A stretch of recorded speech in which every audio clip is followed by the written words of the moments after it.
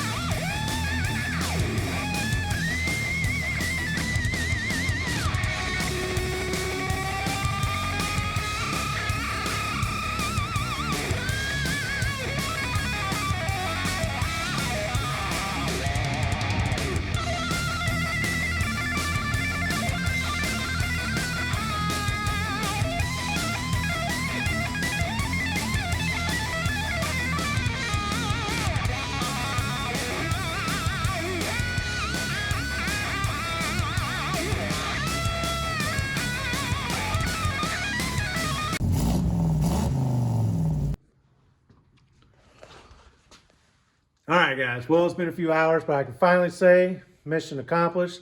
It was a huge success. We were able to get the old studs out and the new ones in. It didn't take too long, just a couple hours really. I was able to do the weld and nut trick on 2 of them, but the other 2 I definitely had to drill out.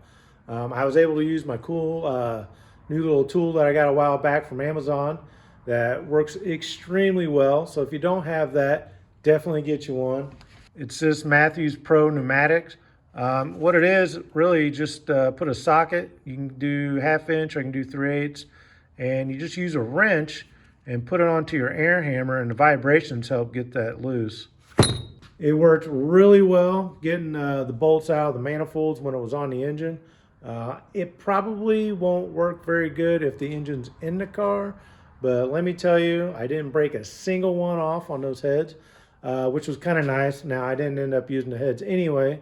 We got this other engine, but I still didn't want to break them off. So if you don't have one of them things, definitely get you one. So with that said, I am ready to start putting these manifolds back on the old shitbox Chevy and get this project done. So until next time, we'll see you.